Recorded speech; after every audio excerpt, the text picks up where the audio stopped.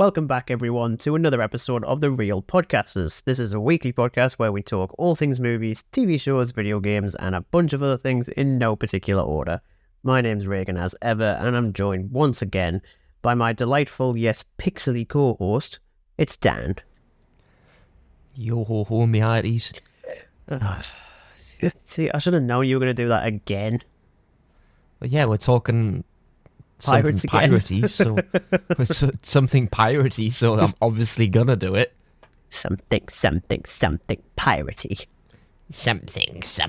piratey. something treasure.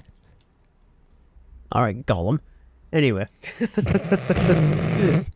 So, last week we spoke about The Simpsons Hit and Run, which was just tragic to remind ourselves of our ages, which as turns out was quite 20 high. years old it is. Just horrible. Damn. But yes, thank you very much for the support on that one as well. That episode's done really well, and of course you can continue supporting us by subscribing to our YouTube channel and subscribing to our Spotify profile as well. I will briefly say we are still on Google Podcasts, even though that entire site's gonna get binned in 2024. So at that point I'll have to say, we're on YouTube Music, which is, I don't really want to say that, because YouTube Music is a bit naff currently. Why are they binning off Google Podcasts? Oh, I don't know, to be honest. I mean, Google does that weird thing where it tries to pour everything into one app, except the app that they're currently using is a bit rubbish. So, yeah, it's a bit of a weird one, to be honest. But yeah, we're available on that still, until It's not like we're exactly short of platforms, so... Yeah, I mean, we're still on Audible. You can still listen to us on Audible. Still on Castbox. Pocket Castbox. Still on Amazon Music. Stop reminding me of that very, very long list.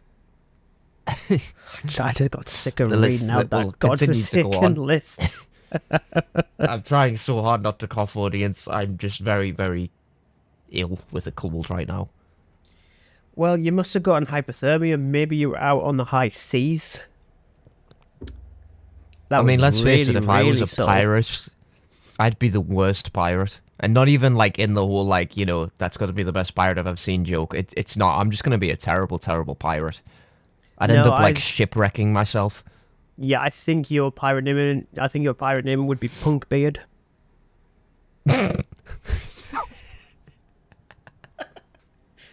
Maybe I shouldn't make Dan laugh too much, just in case he just has, a coughing fit. I don't know, I feel like I have to make him laugh even more now, just out of pure spite. Punkbeard. Red to think what the hell mine is. Don't. I can see your face thinking I really don't want to know. Well, I know what the ship would be called. I dread to think. The Cynic. The cynical wheel. I mean... terrible. I just, see you just going past, other ships, just being like, ugh, that wood is so outdated. Just criticising absolutely everything. I'm just going past every single ship going, ugh. Ugh. Goodness me, it is the 17th century. Have you not cleaned your sails? This is already a bit of a rambly start to Assassin's Creed 4 Black Flag for its 10th anniversary. The best kind of ones that just result in chaos. I mean, yeah, that's usually the best episodes that we do, where it's just, okay, there's a script, there's some notes, I'm going to turn off the laptop and I'm just going to wing it. As ever. It's like that whole thing from Jurassic Park with Jeff Goldblum's character, the chaos theory. Instead of life finds a way, it's piracy finds a way. Finds a way. Piracy finds a way. Starting to sound a little bit too much like the Joker there. I'm not going to lie to you. I mean, I wasn't going for the Joker. I was going for Jeff Goldblum, but hey-ho. I'm an agent of piracy. Anyway, yes, okay, so we're talking about Assassin's Creed 4 Black Flag for its 10th anniversary. To be honest, I think when I first decided we were going to talk about this, initially I did suggest Odyssey, because it's 5 years old this year, but then you were like, no, let's talk about the pirate one. because we can both talk Yeah, about the because I pirate have one. not played Odyssey yet. Excuse me, I haven't played Odyssey yet. I played it too much. I think I'm still on like 170 hours or something, which is just an insane amount for like an Assassin's Creed game. And even this one, I don't think that's 170 hours. My God, get a life. I have one. It's this podcast every single week. Yeah, just to be locking honest, myself I mean, in the spare, Steam does the same thing room for where an hour. it tells you like how many hours you've sunk into a game. I think my one for Assassin's Creed when I ported over to PC, I think that's like maybe like 43 hours or something like that. Child's Like play. overall, a child's play. Yeah, essentially. So, talking about Black Flag, this one's actually my first Assassin's Creed game. This was the first one I ever played. Same. I mean, I think I might have played a little bit of Assassin's Creed 3, but not really enough to get much of an opinion because my stepbrother had Assassin's Creed 3, but he was always stuck on the Edward Kenway missions at the start, as in the character that no one likes, who's actually a Templar, as it turns out. Spoilers for a game from 2012, if you really care. No, the more you know.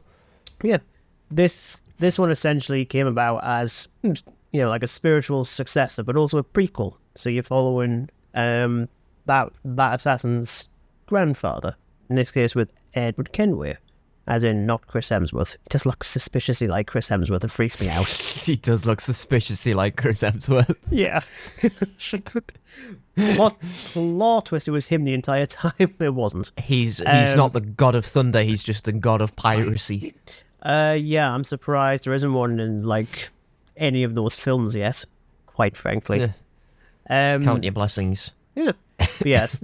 So, I mean, so this was my first Assassin's Creed game, so already I've got the most amount of nostalgia for it. It's not my favourite one. You know, I've said before when we talked about Assassin's Creed last November, I think it was, when we did the 15 years of Assassin's Creed. Yeah, around that. Something like that. I did say that my favourite one is still Odyssey, but very close with Origins. Essentially, the newer ones I prefer, but this one still gets very close, but I've got issues with it. But they're more like retrospective ones as opposed to issues at the time. Yeah, I think mine are definitely more retrospective thoughts than anything else. But, I mean, for me, the only Assassin's Creed game that I very, very briefly played was actually the first one on 360. But I just couldn't understand the control scheme on it. Which is weird, because it is still basically the same controls up until Syndicate, which is the last one that used this kind of style. But yeah, I was never a big fan of the original game at all. It was just boring. Nah, no I think story. I played like maybe like 5-10 minutes of it before I just thought like, what is going on? Yeah. I mean, this one I think is one of the more consistent ones in the series for sure. That being said, as is the same with a lot of them, anytime that they tie into the wider Assassin's Creed lore, I care significantly less. But I'm still interested in it, but not that much. In the case with Black Flag, anything pirate related, yep, I'm there. That's just really interesting. Everything else, not so much.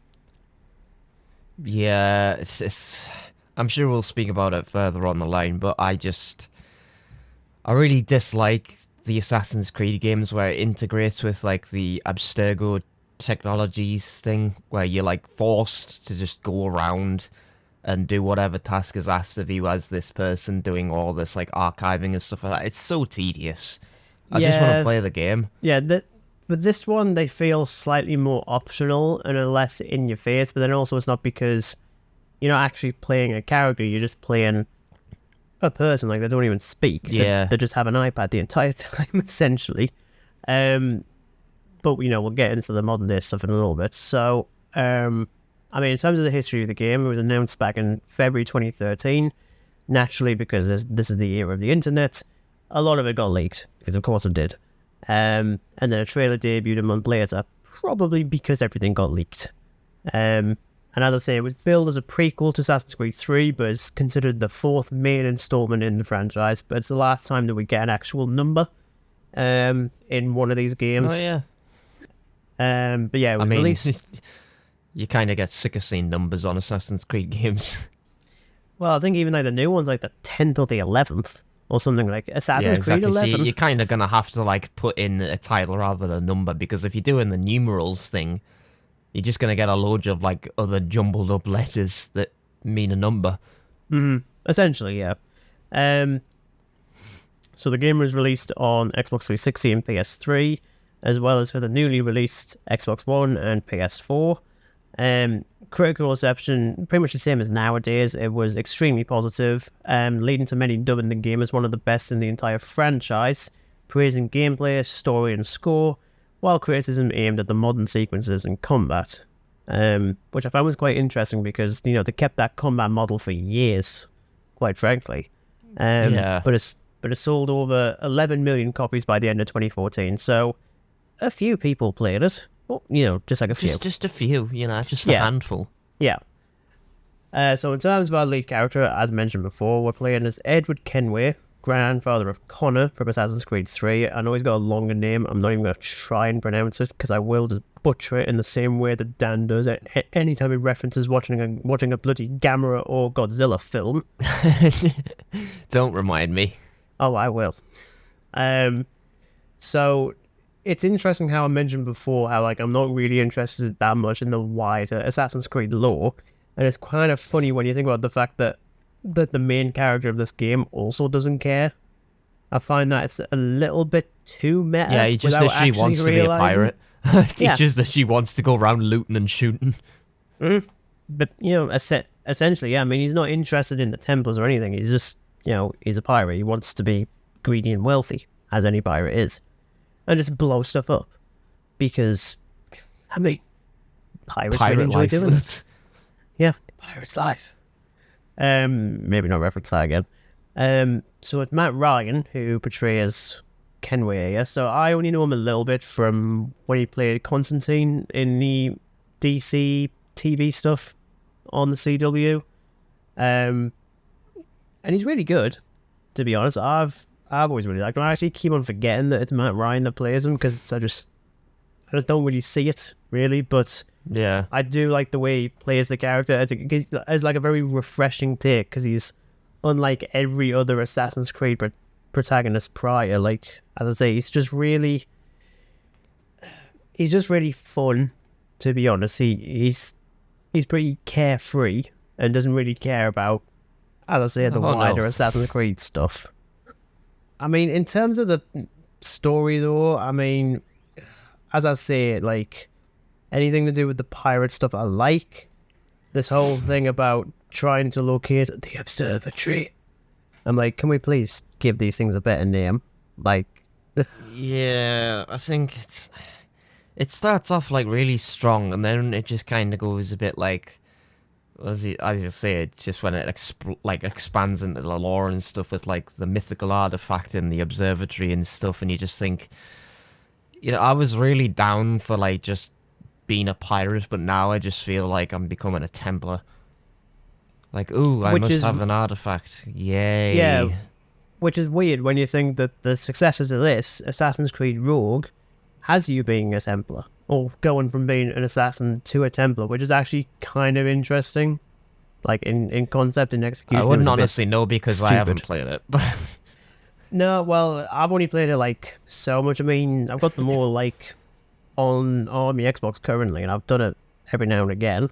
As I said, the story concept is pretty cool, but everything else is, like, there's nothing different after you become a Templar. You just do exactly the same stuff, really.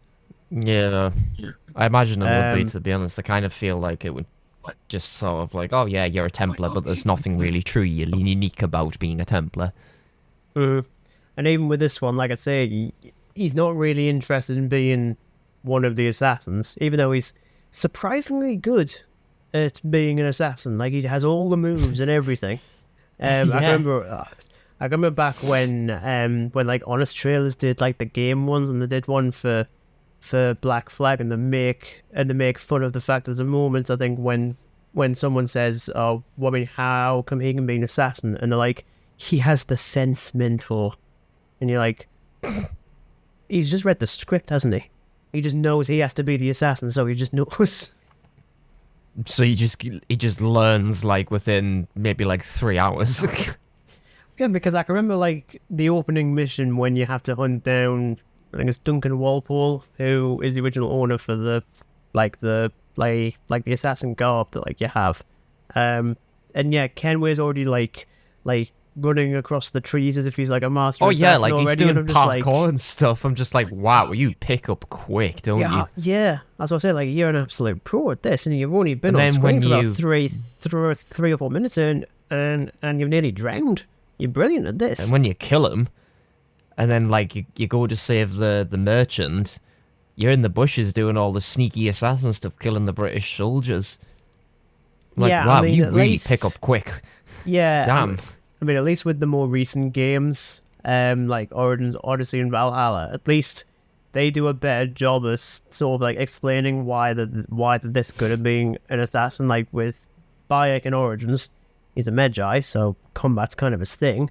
Same with Odyssey, where you're a mercenary, and Valhalla, well, you're a Viking. So that's already makes sense. With this one though, he's a pirate captain. And they're not usually known for running Yeah. across trees as if you're like as if you're like a really violent squirrel or something. Yeah, I was gonna say like it just doesn't really fit it at times. I think. Yeah, I mean, yeah, the stealth aspect is good for some things, but for a lot of the time you just think, I mean, he's a pirate. Like, I don't really think pirates are gonna like willingly run through trees across rooftops. I mean, I could be wrong, but yeah, some parts of it I'm just like, we don't really need this. You could just let you run and gun in, and it'd be fine. yeah. And as I say, like whenever this franchise does try to tie into like the Assassin's Creed stuff, it's just never that interesting. Nah. And you know, as I say, I can stomach the modern stuff in this one, but again, that might just be because this is the first time I ever had to deal with this, and I do like the idea that this company would then use the Animus essentially as like an entertainment product. I feel like, you know, if that was actually real, people would actually do that, and that sounds quite cool, to be honest, as like an idea. Even though it's all like VR and stuff, and like no one really cares about VR. Like nowadays, we really don't. It's just not that interesting. So obviously with this being a 2013 release, graphically I think it still holds up fairly well. Yeah, I think it holds up fairly well still. I mean, yeah, it's... But I've said it with, like, film as well. Like, it's just... It is going to age over time. I mean, look at, like, the modern-day Assassin's Creed games. I mean, graphically, they're just, well, perfect, really. But, you know, this is 2013, after all. But it you're right, it does absolutely hold up quite well. I mean, even while playing it on the Xbox Series that I have been, I do kind of wish it was 60 frames per second, to be honest, but it's not. But I mean, even like the draw distances are still really solid. It is a bit awkward though, coming from. I mean, I know I keep on using it as a comparison because they are surprisingly similar. But with Odyssey, also has like an element of seafaring.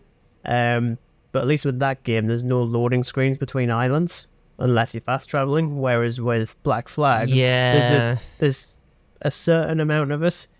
And I do kind of miss that, especially because it's weird. Because for some of them, there's none. Like some you can just get back on your ship and then just sail off. Others you have to. Yeah, like the port islands and stuff like that. You basically just dock and you can go as you please. But the ones that have like a town or something like that, you have like a loading screen, which I think probably makes the game run smoother. I would imagine because it doesn't have to load as much.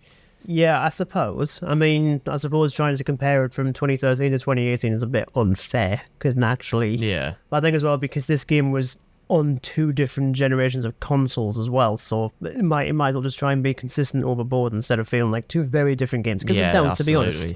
I mean, bar some like graphical differences, there's absolutely nothing different between the 360 version and the Xbox One version at all, beyond just graphics. No, not really. Just a bit of a graphic update with it going on to Xbox One.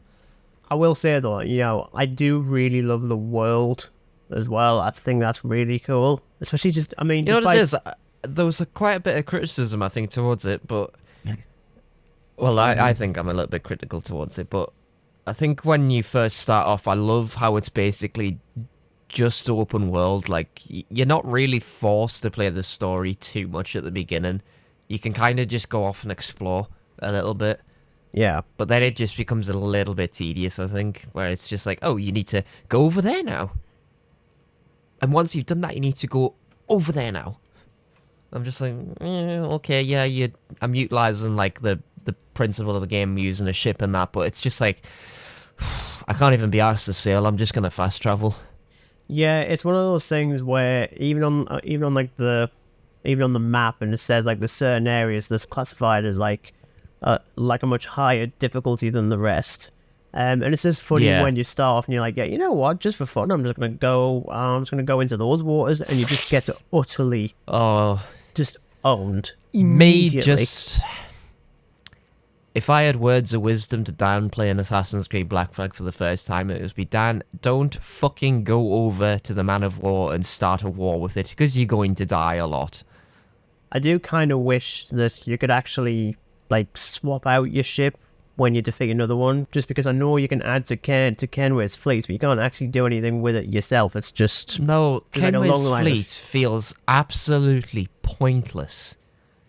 Like, all you're getting out of that is just, like, occasional loot that you can sell or whatever, and gems to basically repair your ships and stuff, but other than that, it just feels utterly pointless. But yeah, I think it would have been so cool if you could actually just swap out the ship, because obviously, if you could do that, you're absolutely going to use a Man of War. Oh, yeah, absolutely. Just, like, for fun. But it just kind of feels like, oh... You know, you can blow them up, but you can't use them. Like, well, that's a bit dumb.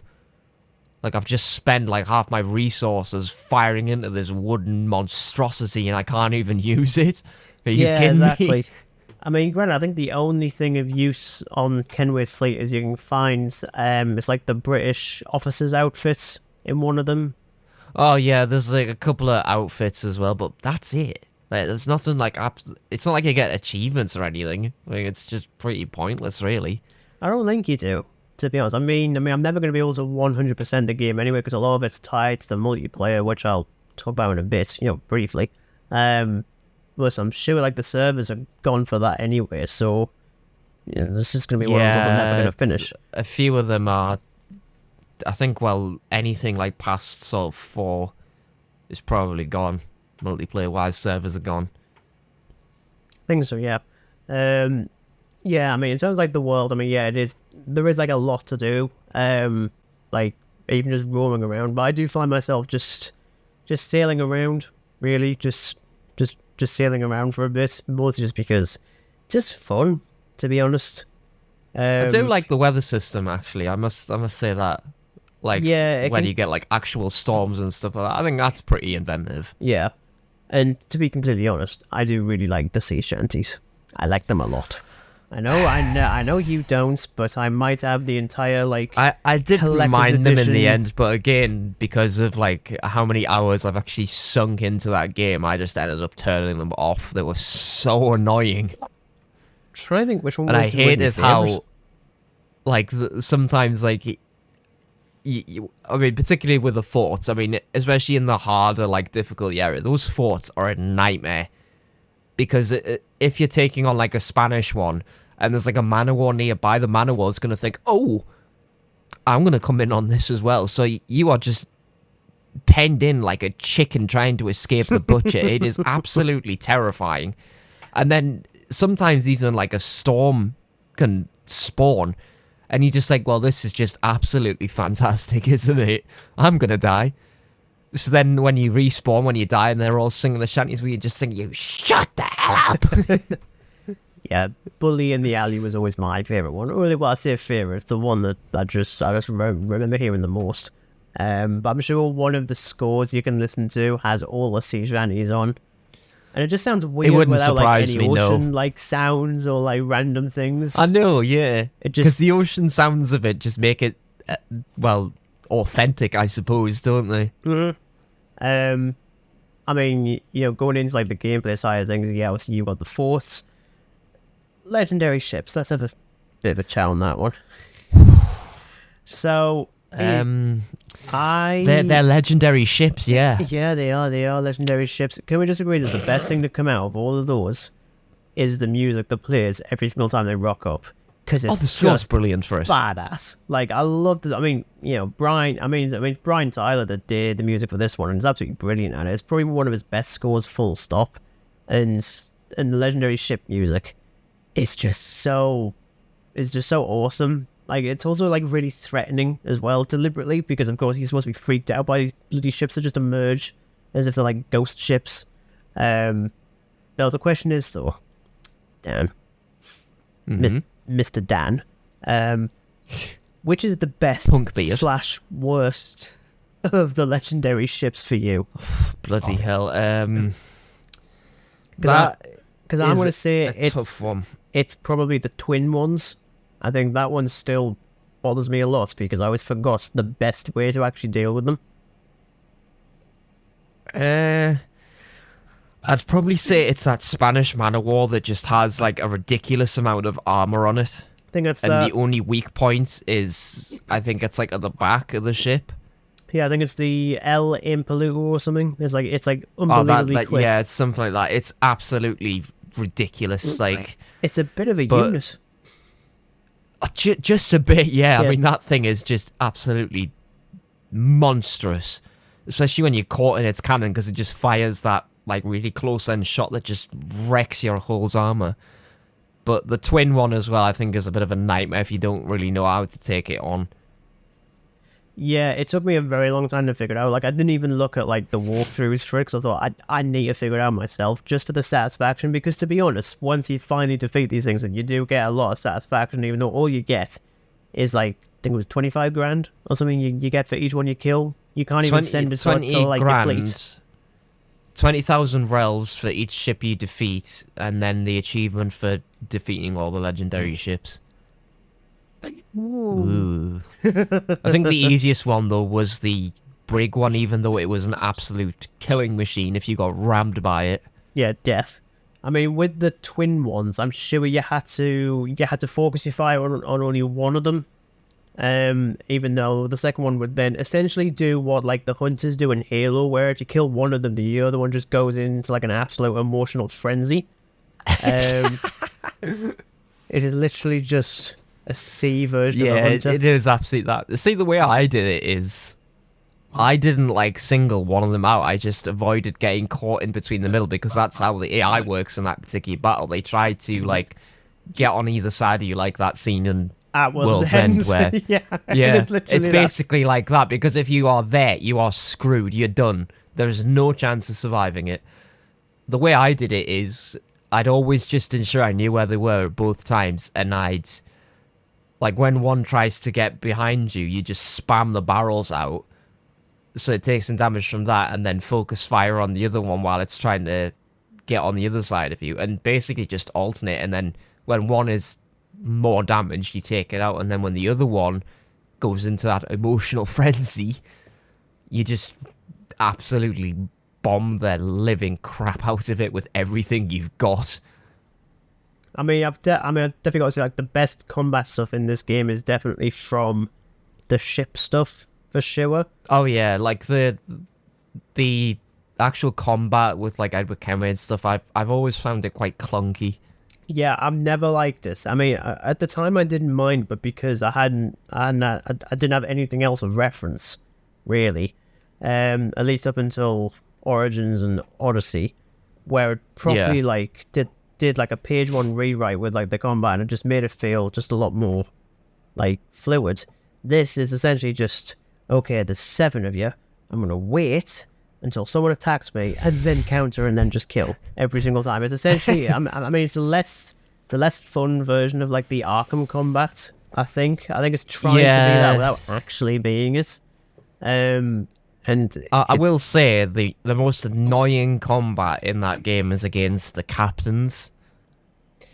I don't know which one I see. The captain one, I always just shot from afar deliberately. Like I never bothered like taking them on, because every time you try to counter them, they just counter back. Like, you have to do like some like absolute rookie move to kill them. I'm just thinking, wow, that is just Even the officers are more challenging than that. Yeah. And they're a pain in the ass. Yeah, I think it's the officers that can actually chase you, and then it's like the heavy ones that just... Like, those ones aren't fun, because there's not really, like, an easy way to kill them. And then, like I say, with the officers, they're just always counting you every single time, and you're just in to be honest, I always... When it came to, like, combat in later game, I never really bothered doing it, like, sword to sword. I'd just, like, go on the ship and just shoot from afar. Because once you get that blow dart thing, you just use the frenzy darts and just let them kill each other. Or unless, like, he'd always shoot the captain being, like, the higher level NPC, he would just kill everybody, including the heavies. Or even the gunners on the masts, like, you just shoot them and they do the work for you. And nobody bats an eye, it's just like, oh, it's like, oh, nothing no. happened here. Oh, interesting, I'm going to go and yeah, look. they just, like, sort of walk past, like, oh, yeah, nothing happened here. It's like, oh, no, there's just death and devastation. Oh, look, a whale. It's even funnier on, those like port ones where you can like loot the warehouses, and there's just like there's one particular one I remember doing, and there was like an entire field just littered with corpses, and then there was like just some dudes with his lantern just patrolling, and he's not saying anything, he's just getting on with it. Yeah. He's just walking. He's not around. questioning the fact that the gunner up on the tower is trying to kill him, but hey, No, it's one of those things where, like, yeah, as I said, I didn't mind the combat stuff at the time, but playing the newer ones, it has aged the game a lot more than I think it meant to. And again, it's only 10 years old, and for the most part, it still plays absolutely fine. It's just as soon as, I mean, even the parkour stuff is still just pretty crap, to be honest. Like, it's pretty clunky. I think it's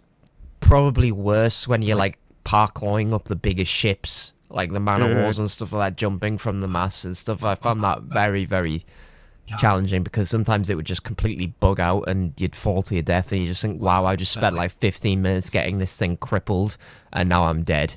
Great. Yeah, it's I mean, especially like you can't even climb up rocks and stuff. You can't even do that, and it's like, I mean, yeah, fair. You can only climb like things that look climbable. Like you couldn't just like go up to like a normal rock and climb it. Like it has to be something that has like the vines or the wood parts in it that make it climbable. I'm like, yeah, it's pretty much identical to what they do in Tomb Raider. In fact, it is literally that, where it's like, yeah, basically, where it's like the floorboards are always like a very specific color. The vines are always a very specific shapes. You know, you can climb up. I'm like, yeah, that's not how life works. Just like climb up the damn thing, you stupid assassin. Imagine that doing that in real life. Oh, the vines are the similar color in Assassin's Creed Black Flag, which means it's climbable. And you pull it in half, the thing just comes down. It's like, oh, I'll just fast travel up. You just like rip half a wall off. It's like, oh, guess I ain't climbing that then. I suppose like the other bit of combat stuff is like the animal hunting, but there's not. I've never felt like a major need for it beyond. I wouldn't like, say it's like something like it is in Red Dead Redemption 2, where it actually feels quite threatening, particularly with like apex predators. But with this, I mean, like if there's a jaguar, yeah, it'll attack you or something like that. But you just like literally shoot it. Like, there's no like challenge to it. Yeah, I mean, realistically, all you'll do it for is to like upgrade your character, essentially. That's about it. But then, like, as soon as you've done that, which doesn't take very long anyway, oh no, this is not really a reason to do it beyond suddenly you've decided, you know what, I want to make the killer whale extinct, so I'm just going to hunt every single last one of them. Or like, it's like I'm going to make every really single animal extinct in this particular game, and I'm just going to use all their skins to just upgrade myself. Yeah. But it feels pretty pointless at times. It's like, well, I mean, most of the upgrading I just did post, like, story. Because I never really saw a need to actually upgrade during story. Yeah. Unless it's, like, mandatory, which I think is a couple of times or something. I think it's, like, a dart pouch or something like that you have to manually upgrade. Yeah, I think by the time you finish, like, the actual story, you only really need to upgrade it about, like, half. Both the ship and Kenway as well, because it's basically the same as Rogue as well. There's not really a reason to upgrade your character at all on that, because It's pretty simple for the entire thing. You only really needed to upgrade your ship if you wanted to go destroy the legendary ships, because there was absolutely no way you could do it without those upgrades.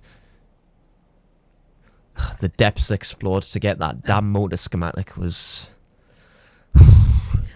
fun. Oh god, yeah, of course, because you can find like buried loot in like sunken ships and caves and stuff, and and then like you conveniently find a figurehead or something. I'm like, wow, you actually fit the figurehead for the Queen Anne's Revenge in this dinky little chest.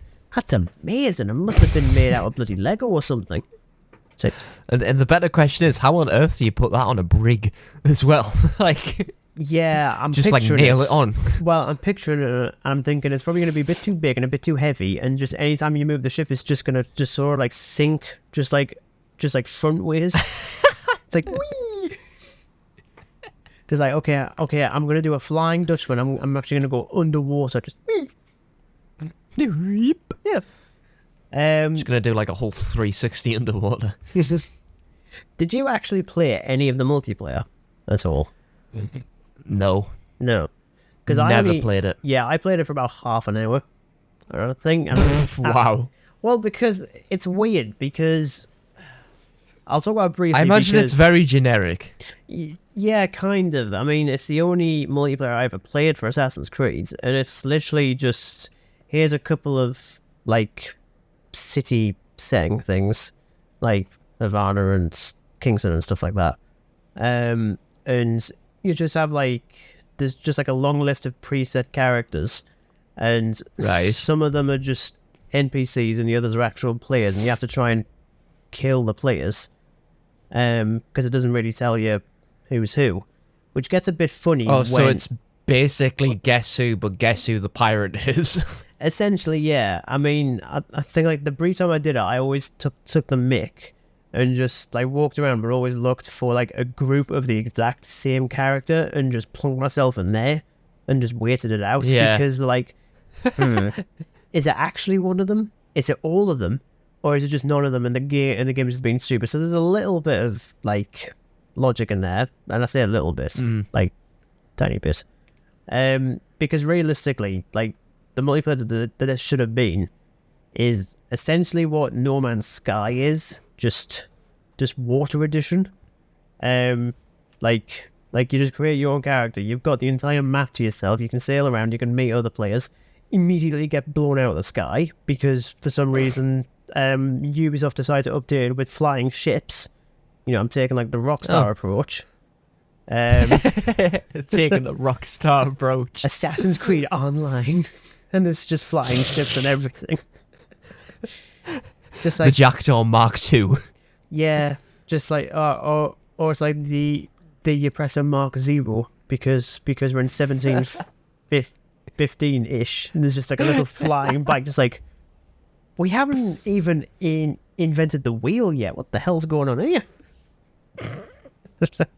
But I feel like you could have done that as the multiplayer. I mean, I know, like, I think there's like Sea of Thieves that does something a bit similar to that. Yeah, I was gonna say it would sound very like Sea of Thieves-y, where it's basically just a giant open world map, and as I say, it's with like No Man's Sky. It's basically you customize your character and you can do whatever the hell you want, essentially. And then I mean, I know that Ubisoft has tried really hard to do this sort of thing again. Like, I know they've got a pirate themed game in development for like years. I can't even remember the name. I'm sure they had like a trailer at like some sort of games thing in the last year or so, being like, yeah, we promise we're still actually making this.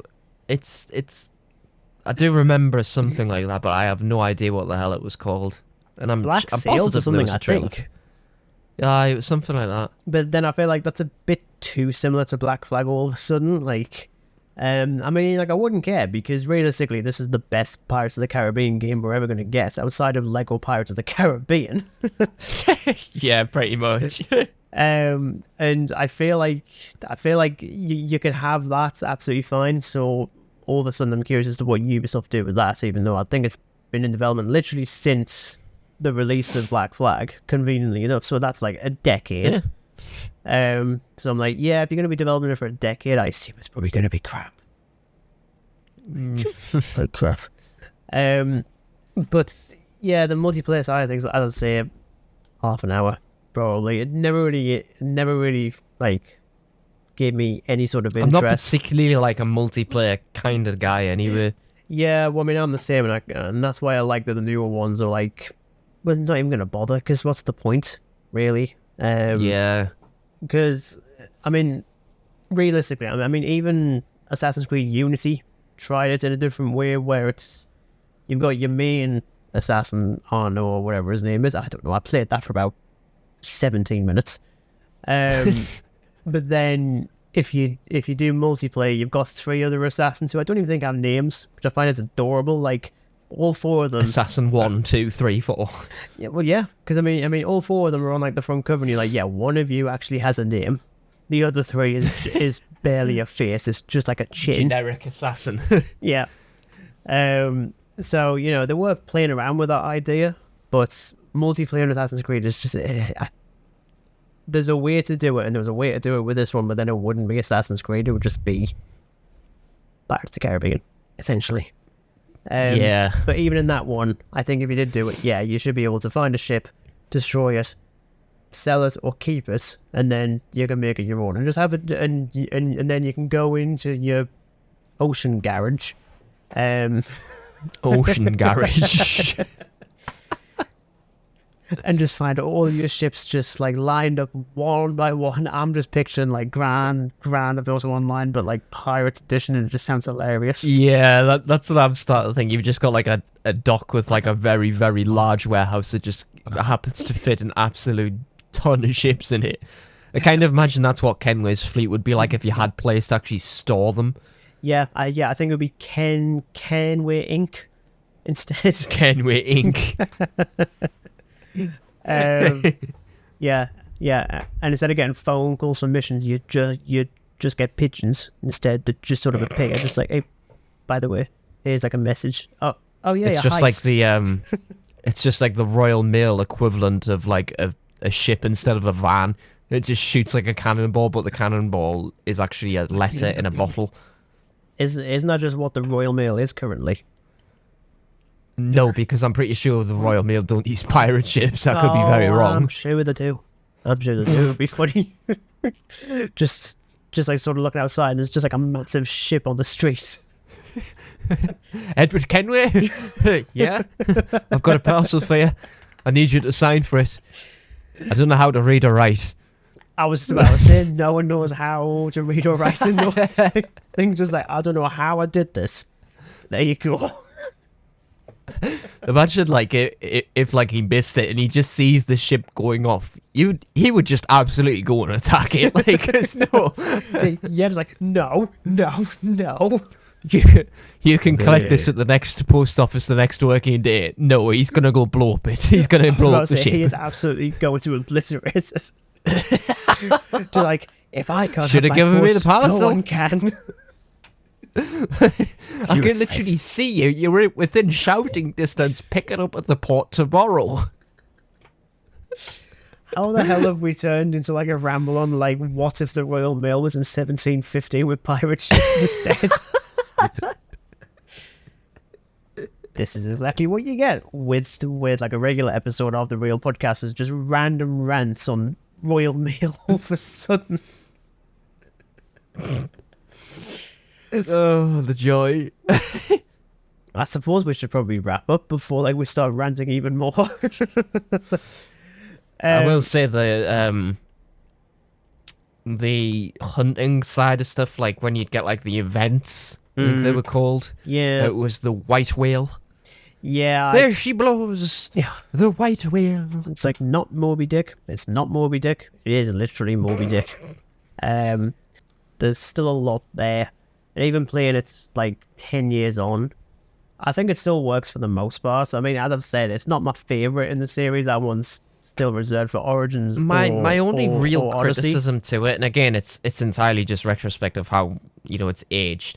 I just hate the fact that there's not a lot of like underwater exploration until you can, unless you like want to go down to a shipwreck for the sake of finding blueprints and treasure. But you can't just like jump off the ship and go dive and there'd be like a treasure chest. It would make perfect sense to have something like that, because it's like only these specific places are where you can find treasure. I'm like, that is absolute BS. You're in the height of piracy, and considering how many ships I've sunk, there's going to be a lot of treasure. Yeah, it's one of those things that I do like with the newer ones, where there is a lot more exploration involved in that. Like, even I think my favorite Easter egg in any Assassin's Creed game was for Origins, where I can't remember whereabouts it is, but you can go underwater, you can have a look under, and there's just a stone version of the TARDIS, and there's just a little skeleton with its... Oh my god. And I'm just sat there thinking, that is just brilliant. Like, I love that. It's just like a nice little inclusion. Of all games to put it in, you put it in that one, and you're saying, oh yeah, he's dead. He's dead in this universe. The one trip to Egypt that he didn't survive. Bloody Sutek. No one's going to get that reference unless you watch episodes of Doctor Who, especially the classic era. But yeah, I do kind of wish there was more exploration in Black Flag, although can we just agree that the sharks are just a complete and total piss take? I hate They're them. bastards. They're absolute bastards. The music as well. Dun, dun, dun, dun. Dun, dun, dun, dun, dun, dun, dun, dun. It's like its own Jaws, theme of the Jaws theme. Not Jaws. And I love it how the game mechanics are like, oh yeah, when a shark senses you, just go in the seaweed. I'm like, it can still see me. Like, it's like, oh, where did it go? Yeah, it's like, I know sharks aren't exactly, clever, extremely smart, but they're smart enough to see that there's a pirate amongst the seaweed. And I don't know what shipwreck it is, but it's probably one of the hardest, like, areas to clear. And I think it's like the Black Trench or something it's called, and basically there's, like, absolutely nowhere to hide. And obviously you have, like, a certain amount of oxygen and stuff like that, so you're trying to race around getting everything. And the amount of times that I was bitten by sharks, had absolutely zero health, and a moray eel just pops out to say hello and devours me. I'm like, oh, great. Yeah, thanks. The eels weren't fun. Like, they always give me a jump scare. I hated them so much. The closest you got to a jump scare in a bloody Assassin's Creed game. I know. Scary things. But yeah, I mean, as I say, we're just like wrapping things up. I mean, this one I still really like, but it is like you say, it gets worse in retrospect whenever they release a new one, because it just starts to feel a lot older than it actually is. It is mostly just the controls for me, like just like running around. It's just pretty awful, and the combat scheme might as well just not be there. Might as well just not do it at all. I think particularly with those missions where you have to like eavesdrop and it involves a lot of parkour, it's just yeah, to be honest, painstaking. Like, I didn't say about like mission structure, but it is pretty awful. Like, especially when you do have to tail someone for about 15 minutes. And it's horrible. And you have to listen to the most uninteresting dialogue since any of the Transformers movies. Yeah, like it's there's really not a lot. Oh god, don't even remind me. But I think with later missions and when you start doing like eavesdrops on like the Templars and stuff like that, and then you can tell that it's just very convenient the way that like the AI is scripting that. It's like, oh, let's go through a restricted area. I'm like, oh yeah, because of course you're gonna, like, if this was any other scenario, you just walk to like anywhere. You're not gonna go through that one particular restricted area just to make it a little bit more challenging from the player. Like, just nick off. Can't wait to stab you with my very hidden blades. Yeah, I think that pretty much wraps up our rambly thoughts on Assassin's Creed 4. Again, like, being surprised the like it's classified as a ramble. Of course it is. This is just how we do it here. The real ramblers. The real pod ramblers. The 69 episodes. I was trying really hard to not reference that, because, we're very, very serious on this podcast. Well, now that you have, I could have made a load of dirty pirate innuendos. I'm pretty certain you have already, and I'm just going to have to figure them out in, like, the edits. Like, oh, that's what he was referring to. I mean, there's not, because I wasn't aware this was the 69th episode of Giggity. Okay, well, counting the ones that got cancelled, it's like 72. 73. Okay, well, that's just ruined it. But yes, thank you very much for listening to our little ramble on Assassin's Creed 4 Black Flag. Really hope you enjoyed us. As ever, make sure to support us where you can, subscribing, liking, sharing, all that sort of stuff. Next week, though, we are returning to a galaxy far, far away for what is hopefully a better Disney Plus series of Star Wars. Dan is looking back and forth and back and forth and back and forth, just like, what the flip is he on? Oh, that's... It's like, that one. The one he hasn't actually watched yet. No, he hasn't. Yeah. Should probably started. Yeah. Well, funny enough, literally, when this episode goes out, Ahsoka will have finished the day after. So we'll be talking about that on next week's episode. Yay! I'm looking forward to talking about some things that I can't talk about yet. Because Dan has done really well to not be spoiled about it at all. So, very well done on that one. Like, you really need to teach me how the hell you actually do that, because I struggle. I really struggle. I have no social life. I already don't have that. Then I really don't know. It's hopeless. It's hopeless for you then. Just be more like Dan. Yeah. Yeah, essentially. But yes, you can look forward to that one next week. Thank you very much for listening as ever. I do hope you enjoyed it. And until then, it's goodbye from Dan. Ta-ta, me hearties. Damn it. And it's goodbye from me. Goodbye.